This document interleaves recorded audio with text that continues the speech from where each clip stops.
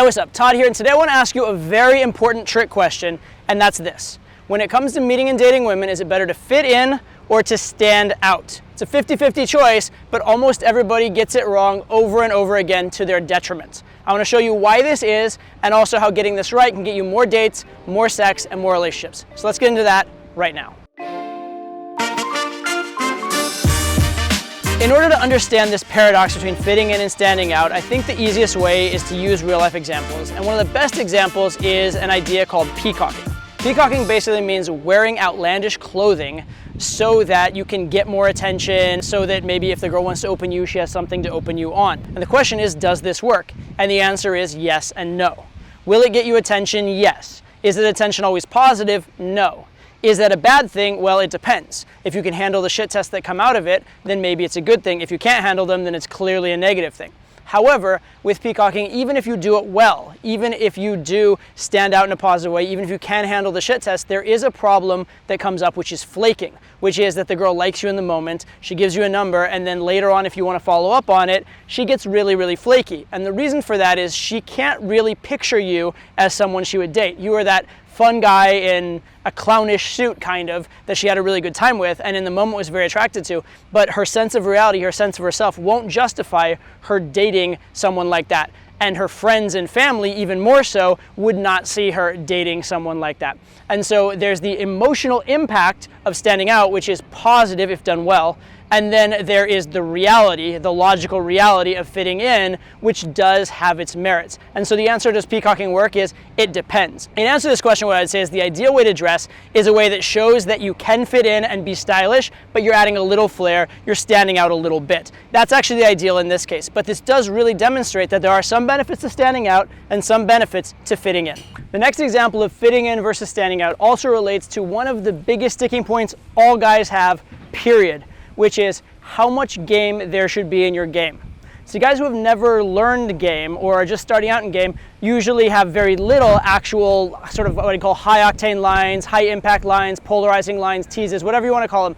They have very little of that in their game, and so they end up being very, very boring and having a very hard time sparking attraction. Once guys start learning game, they tend to have too much of this because they start to get addicted. They do it, they say, oh, I did this, it got a good response. I did it again, it got a good response. Let me just keep pushing that button over and over and over and thinking it'll continue to get a good response. And it does feel good. It does feel good when you say a gamey thing and get a reaction.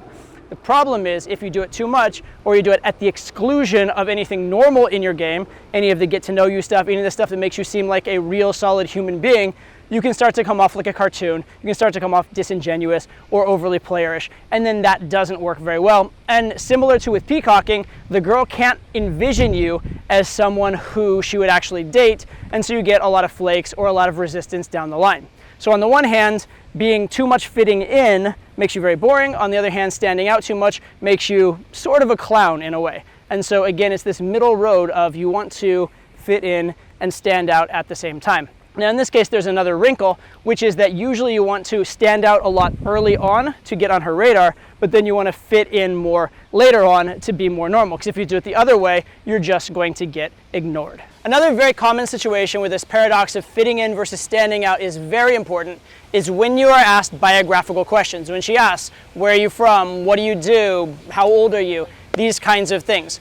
On the one hand, this is already a boring conversation in the sense that this is being asked. And if you answer with something boring, it's likely to make it even more boring. It's likely to really take the air out of it. On the other hand, if what you answer is too weird, or if it seems too much like you're trying to say something good, both of those are weird. If it's weird, obviously, again, you have that situation where it looks like you're a cartoon character. If it looks like you're trying too hard to make it interesting, it seems like you're insecure or that you don't believe that what you do is enough inherently. And so there's a wide range of answers that people give to this. People give the like, oh, I'm an astronaut, I'm an ass model type of answers, which are clearly bullshit and meant as a joke.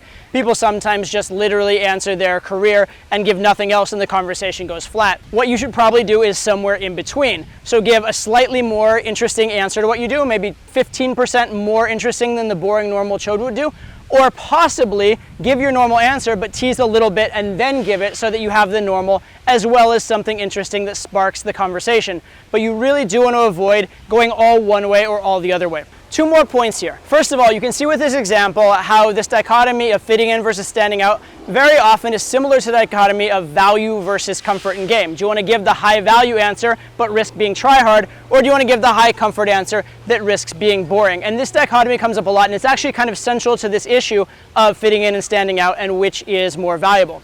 The second criteria here is you want to also, in this case, look at the girl's blueprint. If she has a lifestyle where she tends to fit in a lot, well, what you need to do in order to stand out is much less. So what might actually be fitting in for one girl would be standing out for another. You do want to calibrate to the girl's blueprint. If she is, a circus performer who has made a lot of other bold life decisions, what stands out for her would be pretty extreme. If she has done everything her parents told her whole life, what it takes to stand out for her is pretty minor. So you need to calibrate to that. What stands out for one girl is not the same as what will stand out for another. Another time where this paradox of fitting in versus standing out comes up is when you decide where to take a girl on a date or what types of activities to do with a girl. Because on the one hand, if you invite them to something very cool, they're very likely to show up. And if the date itself is very cool, they're maybe more likely to have a good time. On the other hand, if what you invite them to is really cool or a big draw, they're likely to want to stay and enjoy all of it, which can make it very, very hard when it's time to actually leave. It can be very hard to get her to actually go home. So it's a problem. And realistically, the reason you want her to show up is for you, not for the activity. If it's too much about the activity, you're setting the wrong frame around it, and this can be a problem. So obviously something like taking the girl skydiving on a date can be problematic. Could be okay in some cases, but can be problematic because that's the big event, and then what? Right now, if it's skydiving and then maybe a plan afterwards and then you calm it down and spend time, maybe it's okay. And the good thing about skydiving is when it's over, it's over. So maybe that's an okay one in some ways. What about taking a girl to her favorite DJ who's gonna be playing till 6 in the morning? Well, if that's the case, she's probably staying till 6 in the morning and you're not taking her home before that. Now, if you're okay with that, that's fine. But if you're trying to take her home at 3 in the morning, she's like, no, he's about to play my favorite song, that's a problem. Even taking her for a fancy dinner can be a problem relative to taking her for drinks, because with drinks, once the drink's over, you can leave, you can go to another place, you have a lot more flexibility. With like a 7-course dinner, you're waiting till the end of it and then you're waiting around for the waiter to bring your check. So you want to be very careful that you don't invite her to something where the event becomes the event instead of you and her becoming the event. On the date, you and her need to be the primary thing that's going on. So again, if it's too standout, that can actually create problems for you, kind of paradoxically. Another great example of this phenomena occurs in online dating. You see, when a girl's online, when she's swiping left and right or deciding which guy she's going to talk to, she's saying no a lot more than she's saying yes. So what you want to avoid above all else is just fitting in and being the next guy she automatically swipes left on. You need to stand out to get her attention.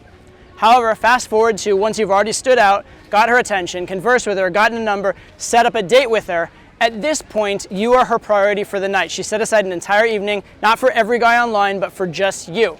At this point, your major thing is don't mess it up, okay? Live up to her expectations, but don't stand out too much. Don't be crazy, don't be weird, don't be creepy. Especially after the first 5 minutes when she knows, okay, this is a fun guy. Now you can sit back, relax, chill, and she wants to have a bad date much less than you want to have a bad date. So oftentimes she'll actually start gaming you and things can get dramatically easy. This brings me to another key point of this entire paradox, which is, in general, when you're losing, you want to stand out. When you're winning, you want to avoid taking big risks. You want to avoid doing anything that can mess it up, which means you want to err on the side of fitting in. So now that we've explored this a bit and you've seen some examples, if I were to ask you once again, is it better to stand out or fit in, you would probably give me the answer now, it depends, which is an answer to a lot of things in game, and it is technically true in this case, but it's not very useful. We can do better, because I can tell you what it depends upon and how to actually make this decision. And here are some key factors you want to consider.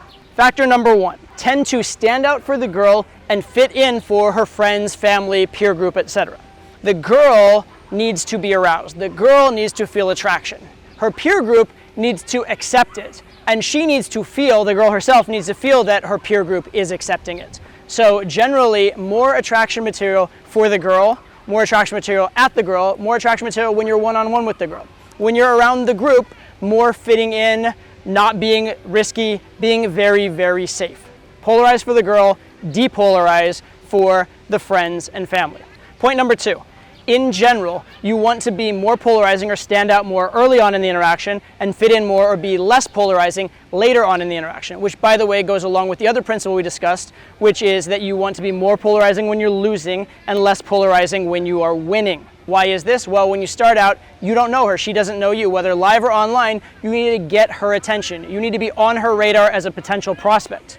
Once you've achieved that, though, you're being evaluated in a much more favorable circumstance, and you have a lot more time on your hands, so you can afford to take it easy. You can afford to take fewer risks. When you're already winning, you don't have to do as much. Now, that doesn't mean you can stop completely from being polarizing, that you can stop completely from attracting, but you can do it far less. So oftentimes in the first few minutes, you're going to be doing a ton of attraction material, a ton of gaming material. Later on, it may be just one little hint every few minutes, or even like in a half an hour. You just do one little hint to remind her that you're still capable of being that polarizing guy.